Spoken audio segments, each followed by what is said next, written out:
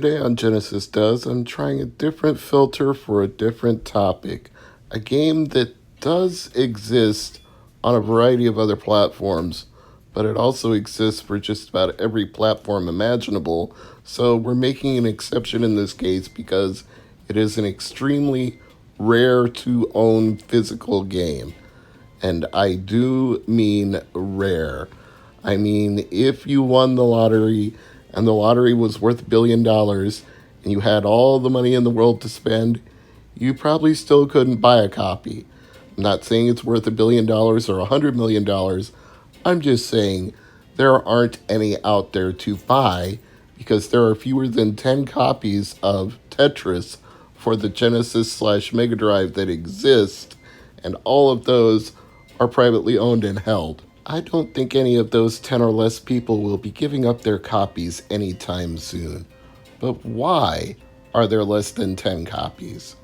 Well, apparently, when Sega was making this game for the Mega Drive in Japan, they were under the mistaken impression that they had licensed the rights to it from Elorg in Russia, which was the, how shall we say, government bureaucracy overseeing Alexei Pashitnov, the creator of Tetris. But he had also been negotiating with a bunch of other parties on his own, and eventually Russia intervened and said, "You don't own this, we do." So it got really convoluted for a few years there in the mid-'80s and the late '90s. One of those companies that thought they had the rights was Andromeda out of Britain, and they made matters worse by relicensing it to other companies like Mirrorsoft and Spectrum Holobyte. So by the time everybody caught up with everybody, this had been shopped around to many different companies who didn't actually have the rights to what they were licensing or sub-licensing. Somewhere along the line, Sega, like I said, they thought they had the rights to it through Elorg, and they didn't, because what they bought was not a license to the game, and they were making an unlicensed game, even though it had already been finished and sent to a shipping production facility, and copies had been ready to go to stores all over Japan, and at the very last minute, they were like, "Stop the presses." No, we already printed them, Chief. Well, don't send them out. Well, a few got out to employees. Well, make them return them.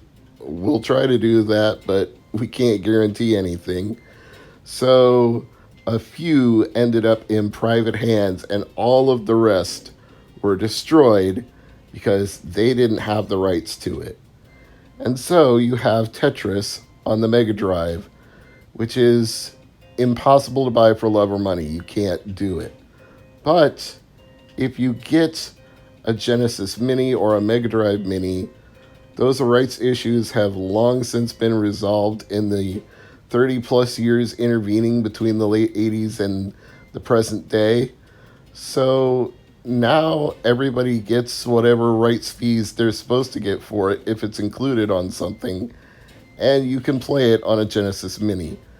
But I can assure you, I say this with the utmost sincerity, you won't ever own a physical copy of this game. I won't ever own a physical copy of this game. And we will probably never even know anybody personally who owns a physical copy of this game unless you got somebody to make a reproduction of it. And how would you even know that was a good reproduction when there are only 10 or less than 10 in existence? You wouldn't even have one to compare it against to see if it was a good reproduction or not. I've seen a few scans here and there of varying quality. OldSchoolGamerMagazine.com has one. I believe SegaRetro.org, pardon me, I think they have one as well. So there are a few scans, but I still wouldn't necessarily trust a reproduction to be that good with that few and scans of varying quality out there. One of them was even autographed by Alexei Pashitnov. I think that was the one at Old School Gamer Magazine. So, bottom line is, if you want to play this, play it in emulation or play it on the Genesis Mini, because you ain't playing Tetris on Mega Drive / Sega Genesis any other way. You've got to either play a ROM or buy a Genesis Mini, because you ain't owning this one. I'm Mr. MegaManFan. Thank you for watching Genesis Does. A little bit different topic this week, so gave it a little bit different presentation and a little bit different flair. So hope you like the old-timey look. And it's not something I'll do every week for every episode, but just thought I would give it a try here just for the heck of it. So like, share, comment, subscribe.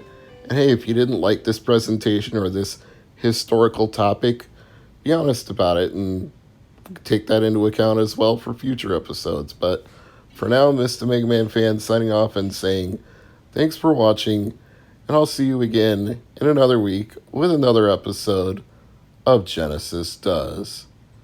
Bye for now.